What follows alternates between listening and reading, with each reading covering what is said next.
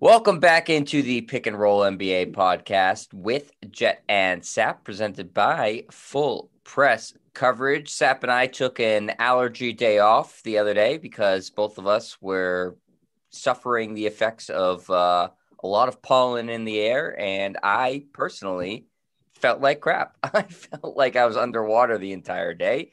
Fortunately, I'm feeling better. Sap, I hope you are feeling better as well. Yeah, I mean, I take Zyrtec every morning. Unfortunately, when it's nice out, you want to have the windows open to get fresh air in, and sometimes that fresh air is not the best thing for us to breathe. It's frustrating.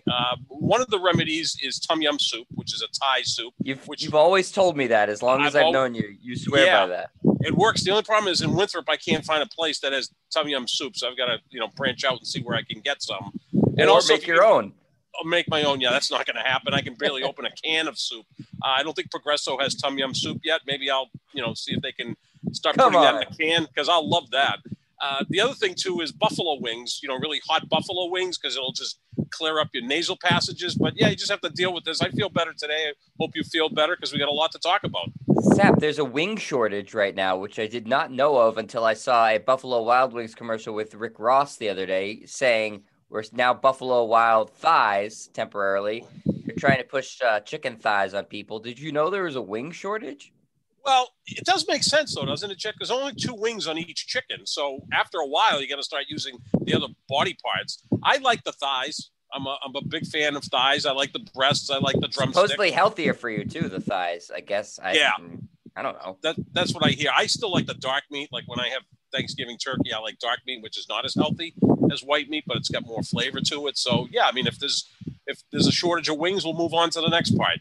It's a national crisis, Sap. It is. The great wing shortage of 2021.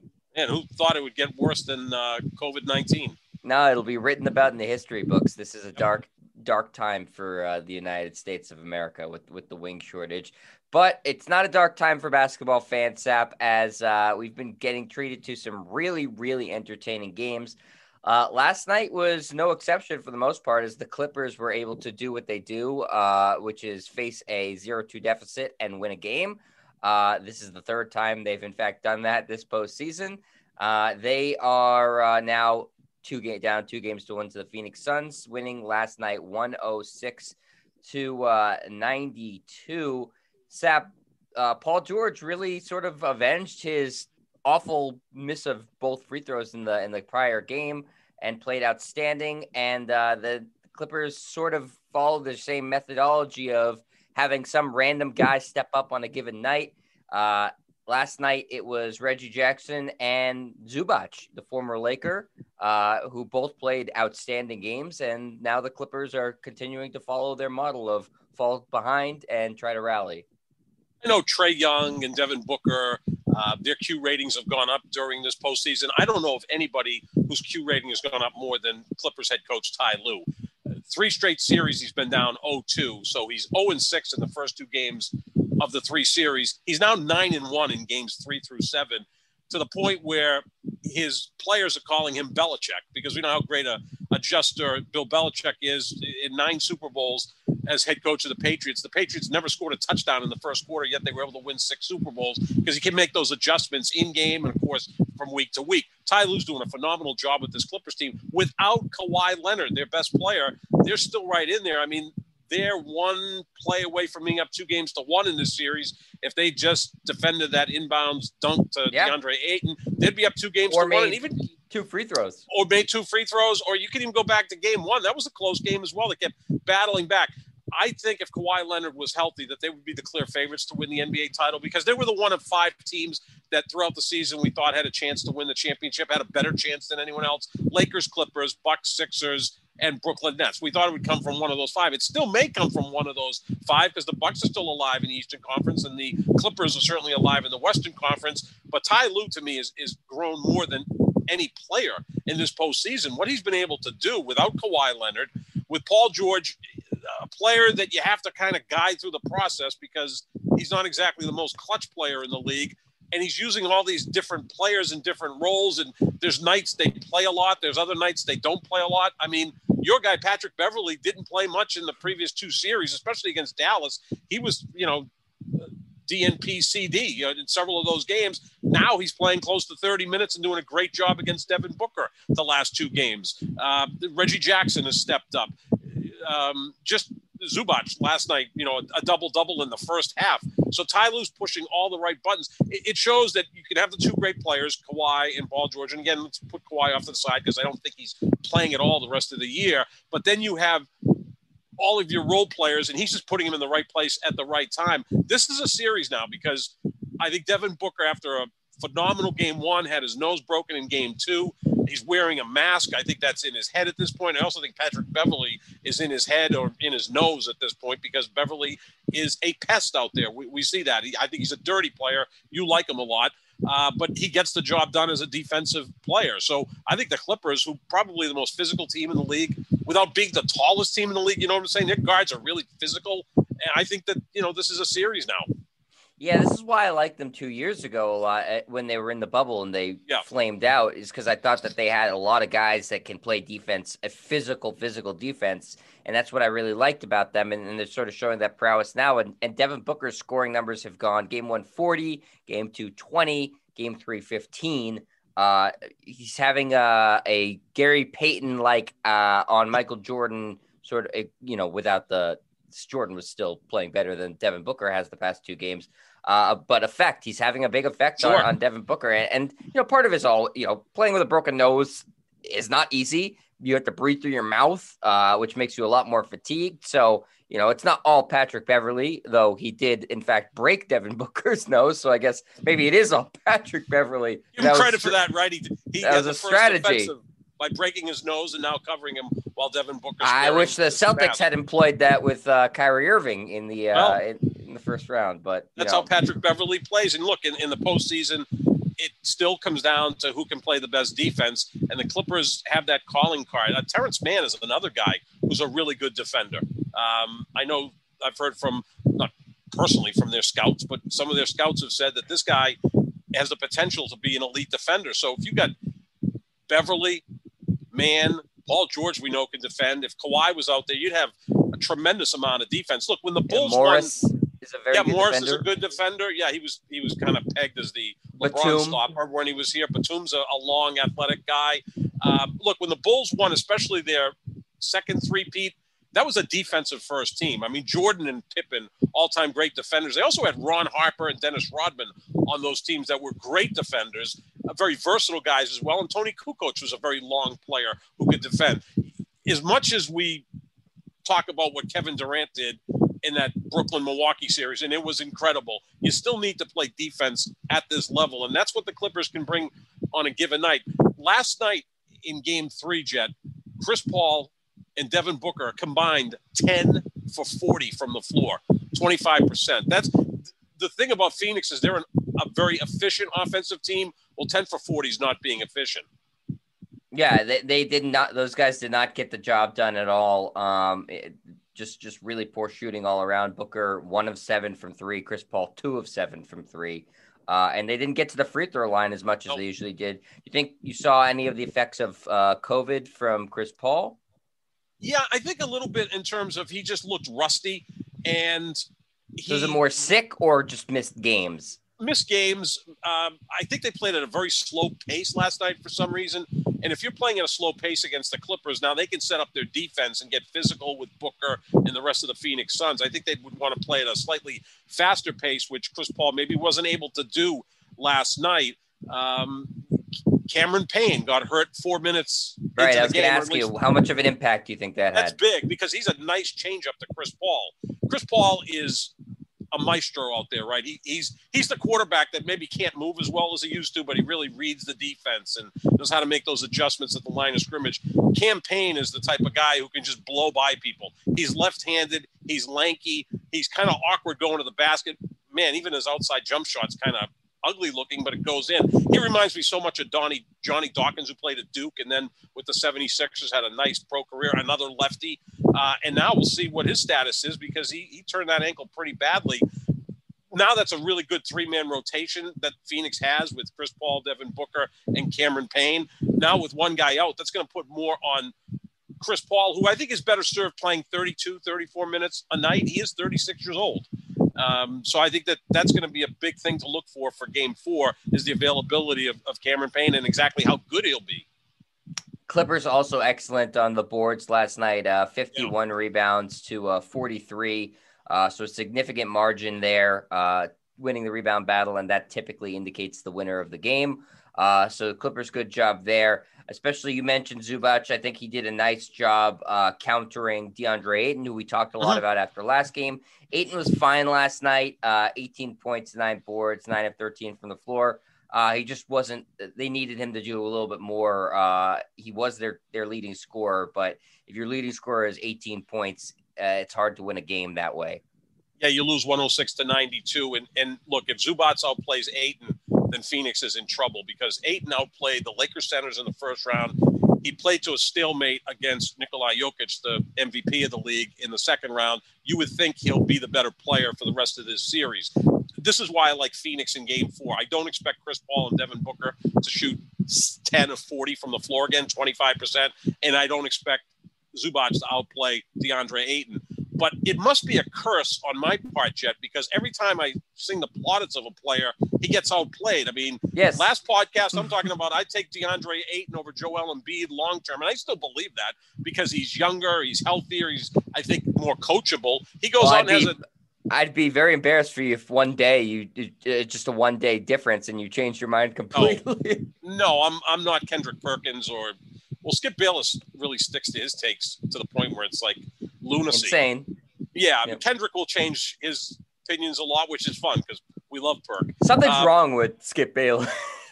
You think so? You think he's got a couple of screw loose there in the cranium? Why is he's still tweeting about LeBron rounds later? Yeah. He's not involved. He's writing LaHoo. Gone. That's my favorite one. Gone. Yeah, it's like LeBron's on vacation somewhere. It's so weird. It's just strange. It's like a Trumpian obsession with LeBron. That's his brand, though. It's attacking LeBron. Yeah, but it's gone past that to the point where it looks like he's a crazy person. It does look like he needs to be locked up at some point. Yeah. So here I am, singing the plaudits of DeAndre Ayton, and he gets outplayed by Zubac earlier in the series. I'm like, Devin Booker reminds me a lot of Kobe Bryant, but even more so of Ray Allen. And then the last 2 games, he's put up stinkers. It didn't help that he had his nose broken. That's never an easy thing for a player to recover from. So, we've got a series now. I still think that I give Phoenix the edge. Look, if Kawhi Leonard miraculously came back in this series, look the hell out because they become the favorites to win it all because you add that caliber of player to what they have going now. But most reports are that Kawhi is out for the season. So is there a player you'd like to compliment today, Sap, to put the mush on? Yeah, probably Patrick Beverley. Let me say that he's the best defensive guard since Gary Payton. So now he'll go out and get torched in Game 4 because that'll make me feel good. I mean, you love Patrick Beverley. You texted me the other night, I'd like to see Patrick Beverley and Marcus Smart on the Celtics together. I'm like, well, that would be a better defensive backfield than the Patriots have currently. They're so physical. They'd get a lot of stops and score no points. Score no points. You'd have like a 68-65 game. It's not aesthetically pleasing to watch. No. I mean, Devin Booker is smooth, right? I mean, his jump shot is beautiful to watch. And you got Patrick Beverley who plays like a lunatic out there. And I guess, you know what, if you don't have the talent. He's a junkyard dog. I love it. He really is. But you know what? In the playoffs, that kind of stuff works. Go back to the 04 Pistons. And look, Chauncey Billups more talented than Patrick Beverley, but that Pistons team played with that attitude, and they were able to beat a more talented Lakers team in the finals. I mean, if you're not as good as someone else, the only way to deal with them is to, muck it up a little bit, and that's what Patrick Beverley's done. Yep. So tonight we have Game 2 of Hawks and Bucks. Sap, we didn't talk about Game 1 because we weren't here yesterday. We're sneezing. Just briefly. Obviously, Atlanta. Everybody knows by now won that game 116-113, shocking the hell out of a lot of people and the Bucks. Trae Young was magnificent, 48 points, 11 assists. I think he was responsible for over 50% of their points one way or another. 72 of the 116 points. Yeah, he was responsible for. Fantastic. And so, he was obviously the story. And for Milwaukee, the story was how awful Chris Middleton was because Giannis did what he had to do. Drew Holiday did what he had to do. And Chris Middleton just could not buy a bucket. So Milwaukee loses that game by 3 points, Sap. And now tonight, the spread on this game is a similar spread to game one, 8.5. So I guess Vegas thinks that game one was a fluke, but Atlanta, as I've said, and you've said too, Sap, playing with the most confidence of any team in the NBA right now, of any team left. Who's playing with more confidence than Trae Young? I mean, he's having fun out there. He's literally just schooling people, right? I mean, he had a 3-pointer while he was shimmying the other night. Drew Holiday, who's a tremendous perimeter defender, was on him. He faked him to the point where Drew Middleton almost ended up falling into the bench. Bobby Portis was very late coming out to get him, and he was shimmying, and he drills a 3-pointer. He didn't even have that great a night shooting, but he was able to put up 48 points, getting to the line, making those mid-range teardrops that he makes. He kind of reminds me. He shot okay from the floor, didn't shoot well from three. From three, which is scary. I mean, if he hits a couple more threes, we're looking at a guy putting up 55, 56 points to go with 11 assists. He's got a little Tony Parker in his game, too. Very quick, and Tony Parker would hit those runners, those floaters, but he's a better shooter than Tony Parker. Yeah, the Tony Parker comparison is interesting because he showed up big in big games as well, Sap. Obviously won a finals MVP. And was really deadly with those floaters in the lane, as Trae Young is. And it's sort of a lost start, and it really shouldn't be because it's a very effective shot. It's just a very difficult shot to master. And Trae Young has become very, very efficient at it. And when you're fast and you have a nice floater, you become very difficult to stop scoring. I mean, because you could just create enough space to get that shot off with your speed. And if you're hitting it at a high clip, then you're suddenly scoring a lot of points, as Trae Young has done throughout the postseason. 48 is a whopping number, and he certainly looks like he's capable of putting up more points. We've talked about all postseason long how great of a passer he is. He had the 11 assists, 7 rebounds for him, too, in the last game, too. The Hawks were a freaking rebounding machine. They had John Collins with 15 boards. Clint Capella had 19 boards in that game, Sap. I mean, it's just they're a good team. No one expected them to be here, but the roster is pretty well constructed with guys who complement Trae Young's game because they have other guys who can shoot. They have good athletes that he can lob the ball up to. I mean, most of Clint Capella and John Collins' points are coming at the rim because Trae Young is firing pinpoint passes to them for alley-oops. And that's a effective form of offense too. So the Hawks they're legit. They should not win this series. It should be Milwaukee's, but Milwaukee has never been a confident team, and Atlanta is certainly an extremely confident team. Milwaukee was up 105-98 with 4 minutes left in that game, and Atlanta outscored them 18-8 over the final 4 minutes. It actually came down to one possession, I believe. Milwaukee had a 4-point lead. Atlanta missed a three. John Collins got the offensive rebound, got it back out. They missed another three. Capella got that offensive rebound, got it out to Collins, who nailed a 3-pointer, turned a 4-point deficit into a 1-point deficit, and then they were on their way from that point. The Bucks should be a better rebounding team than the Hawks. They weren't the other night. Brook Lopez had 2 rebounds. He's 7 feet tall. That's no good. So that was a big difference in that game. You would expect Milwaukee, they're a big physical team, to out-rebound Atlanta. And again, with Milwaukee, it's never pretty. Again, they're not an aesthetically pleasing team to watch either. I mean, Giannis is a bulldozer going to the basket. Chris Middleton is either great or horrible. Drew Holiday offensively is that way as well. And then they're trying to rely on, some of their role players like Pat Connaughton or whoever to make some sort of contribution. So I think Milwaukee still can win this series. I think they'll blow them out tonight, but it's so tough to bet against this Atlanta team. I said it.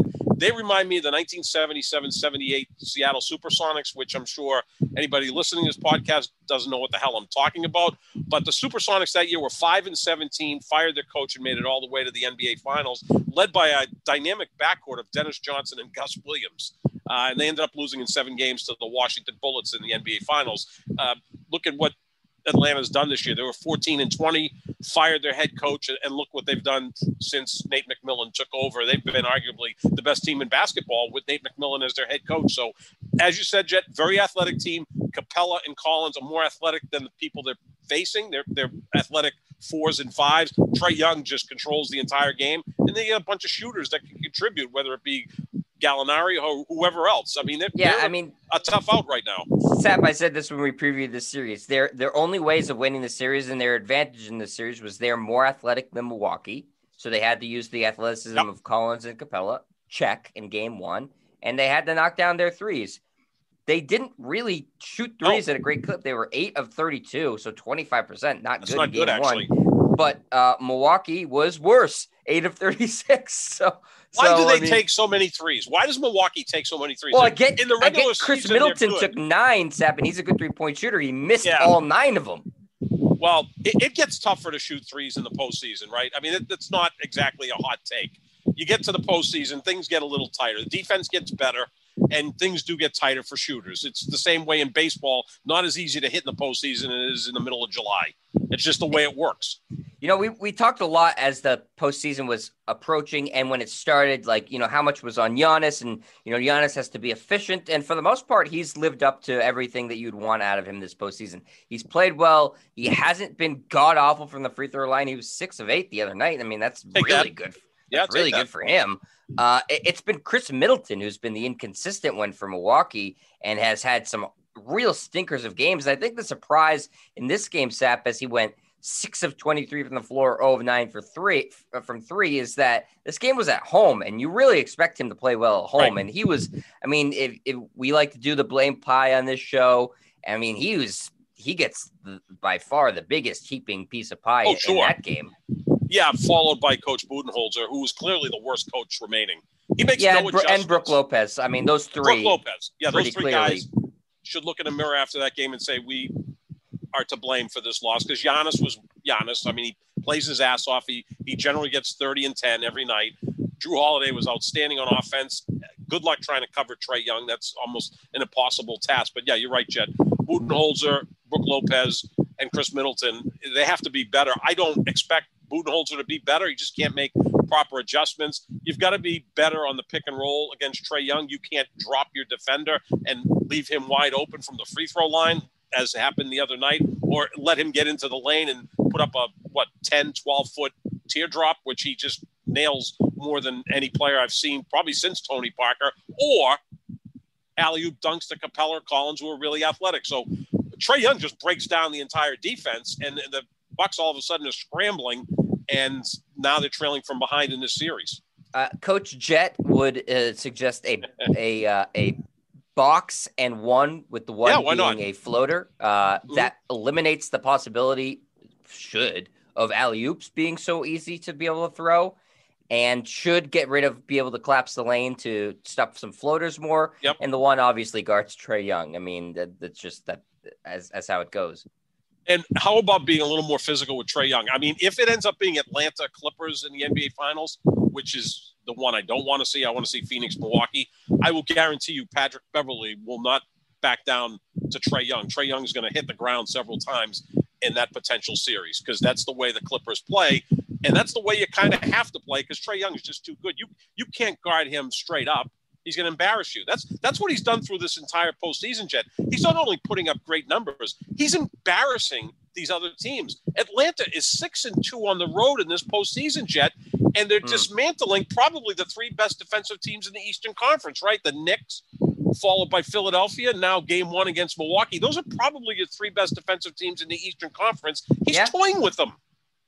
Yeah, he is. I mean, he's been to me the MVP of the playoffs. Yeah. I mean, I know some people are saying Devin Booker. Some people are saying Paul George. It's Trae Young. I mean, they shouldn't be here right now. They're here off the strength of his play. He's quickly becoming a star. And I just keep going back to Sap. I think it was 2, maybe 3 months ago, we did a show where the ESPN ranked their, top 25 under 25, and they had Trae Young at like 15 or 16, and you and I were laughing at that, saying that is absurd. This is way too low. I think I had him in my top 5. You had him close to that of the 25 under 25, and maybe he saw that and was like, the hell are these guys talking about?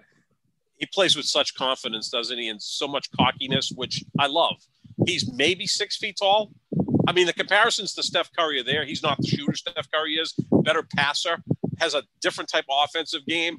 Both Steph and Trae Young are very cocky, as I would be if I had that skill set. But he's noticeably smaller than Steph Curry. Steph Curry's 6'3", about 190. He's not a big guy. But standing next to Trae Young, who I think barely is 6 feet tall, you can see the difference. This kid is so much fun to watch. Yeah, Sap, I'm looking right now. He was ranked 16 on ESPN's 25 Crazy. under 25, below guys like Michael Porter, Jamal Murray, Brandon Ingram, Shai Gilgeous-Alexander, way below Devin Booker, way below Ben Simmons, way below De'Aaron Fox.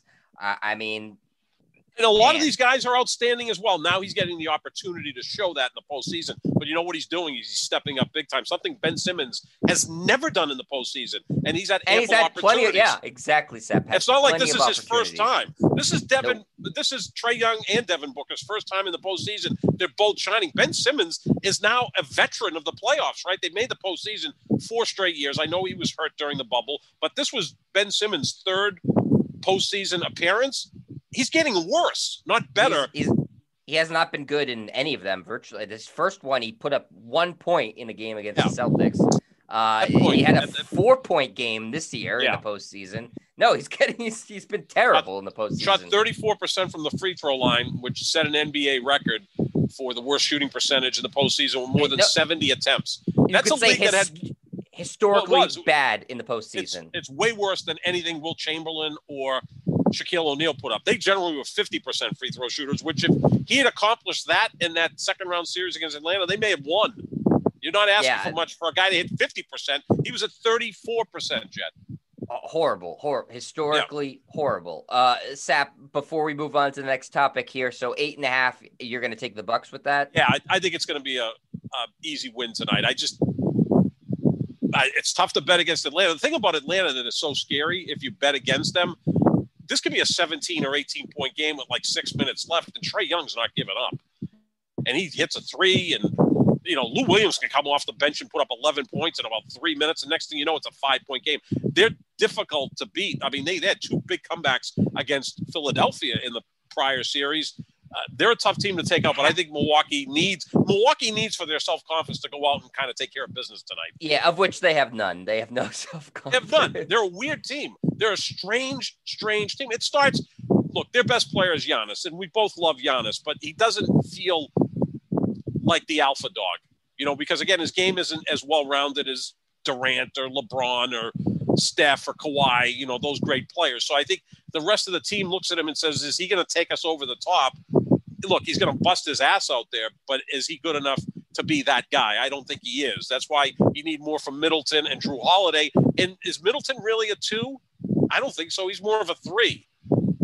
Yeah, That's what makes this such a difficult team to follow. You can look at what Giannis has done in this postseason, look at his averages and stuff like that. I mean, the numbers are good. He's ticked his game, even has gone a little bit up from his regular season averages. He's played fantastic. It's just like, you're right, because his game is not the traditional superstar game that you expect. He is Karl Malone. That's the best comp for Giannis. Karl Malone put up 27 and 11. It seemed like every freaking night. But in big situations, he never really was able to elevate his game. Yeah, I can see that. Giannis feels the same way because they're limited what they can do. Yeah, I could see that, Sep. I think that's a good comp. Other than he's a better person than Carmelo.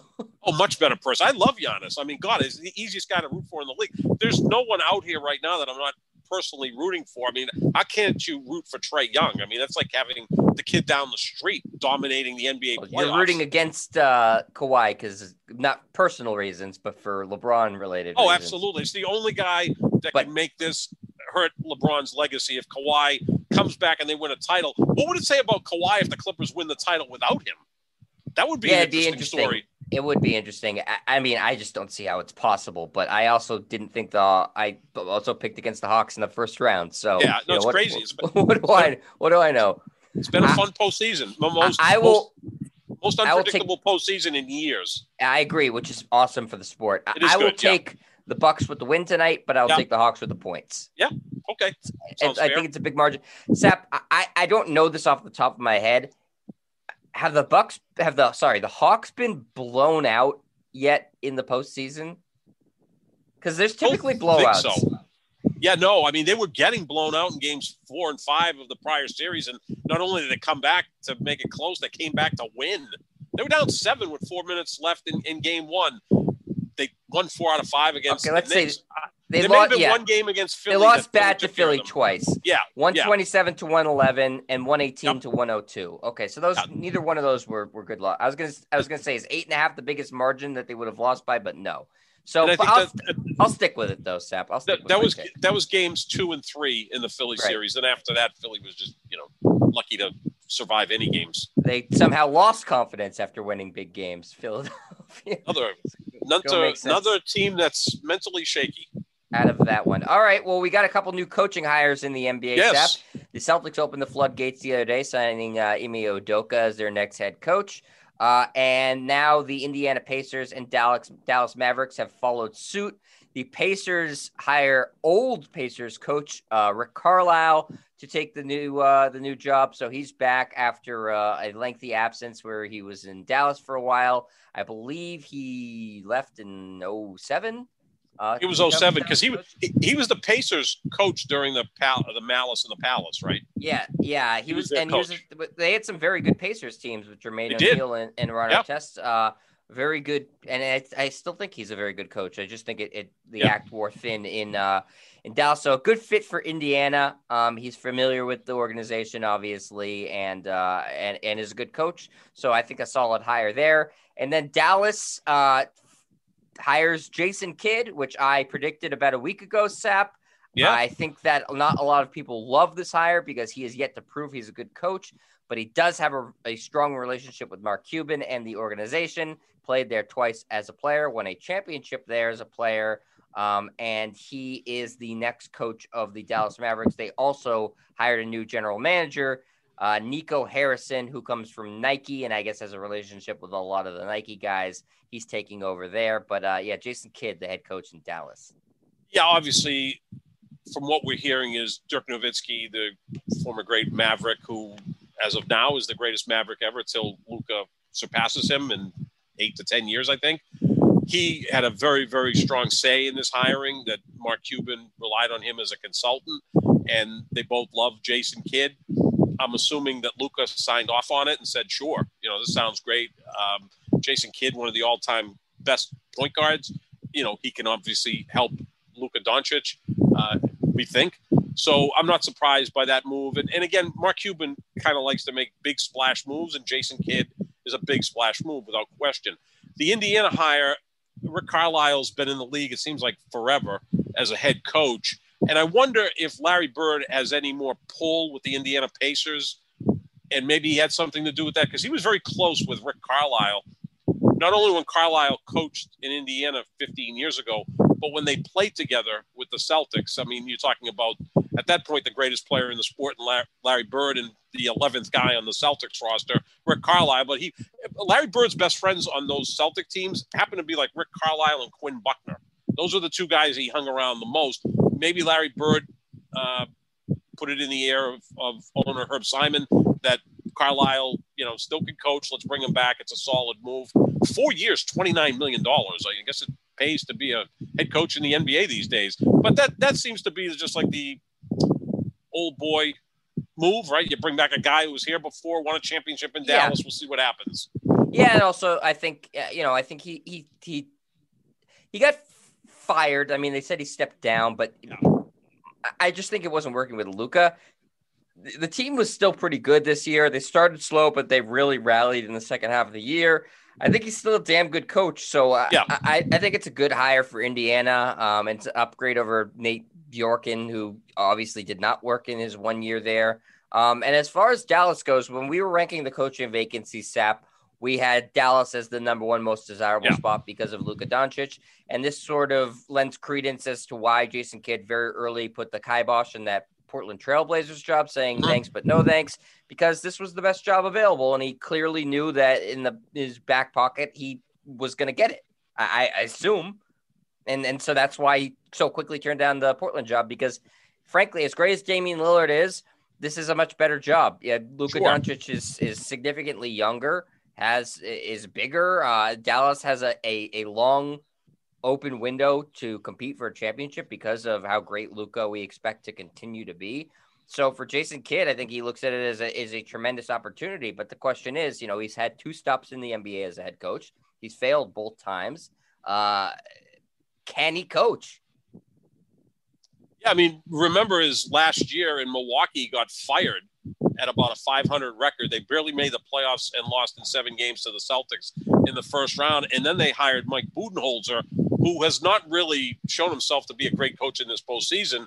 But Budenholzer has been successful in Milwaukee during the regular season. Milwaukee, not this year, but the prior 2 years, had the best record in basketball.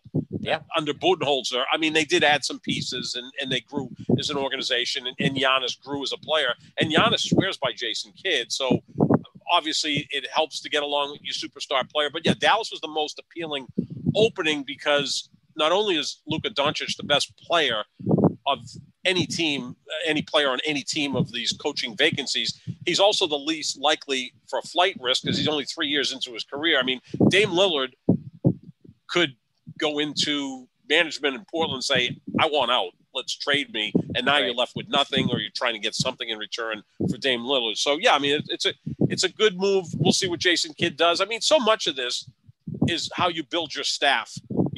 Oftentimes the head coach isn't really the X and O's guy. He's got people that handle that. He's more the communicator, the guy who can connect with the young players, especially the great young players like Luka. So it's going to be interesting to see what happens here.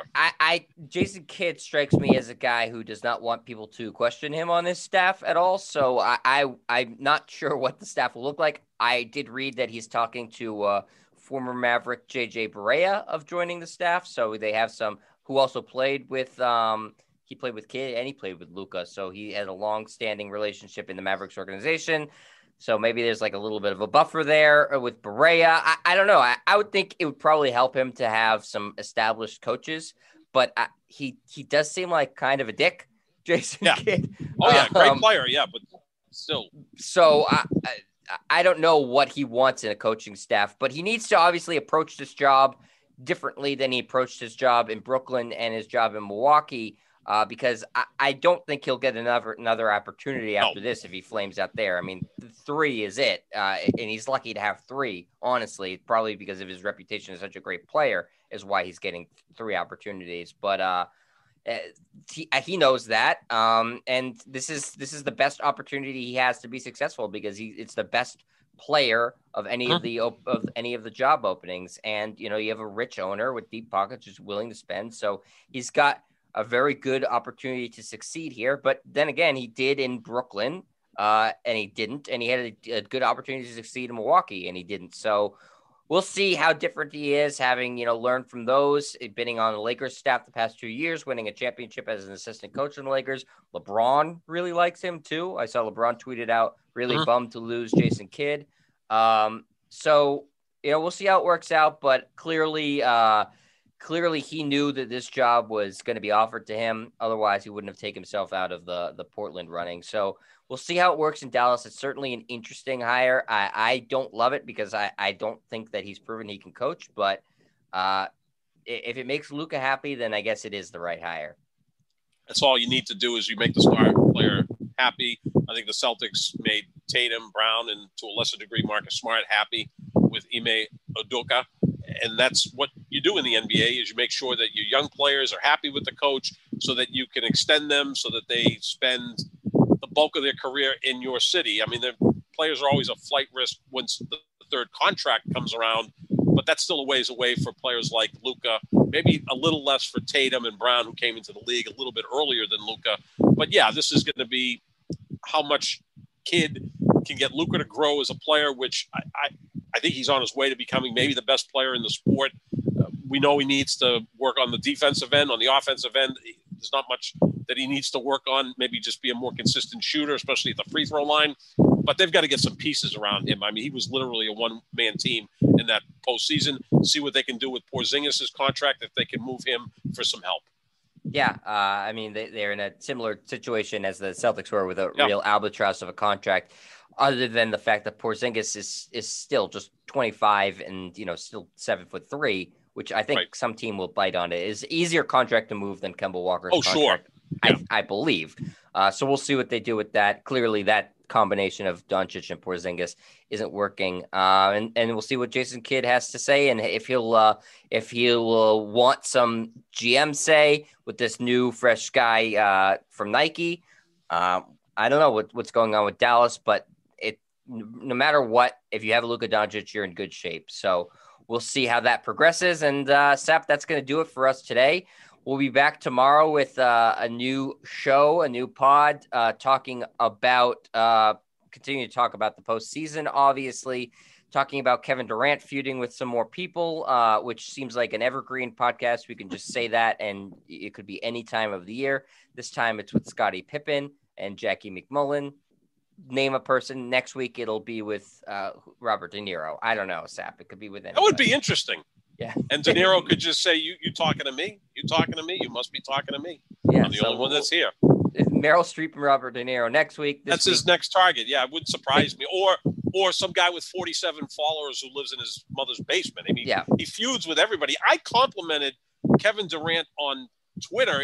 I was hoping he'd get back to me. I mean, maybe he just likes to go at it. Look at compliments. He doesn't look at compliments. No, because I tweeted out, the most unstoppable offensive force ever. The only player I can think of who's an uber elite scorer and shooter. That's quite a compliment. Too nice. And I think in our next podcast, we're going to talk about his former coach agreeing with me. I was ahead of the curve saying these nice things about Kevin Durant, but he never interacted with me on Twitter. I was hoping. You got to be mean if you want his attention. Well, as a player, he's tough to knock. All right, Sap. Well, that's going to do it for us. We are the Pick and Roll NBA podcast with Jet and Sap, presented by Full Press Coverage. Find our podcast wherever podcasts are found. You can find all show updates on our Twitters at JohnSap25, at Jet Stryer. We will see you tomorrow for a fresh edition of the podcast. See you, everybody.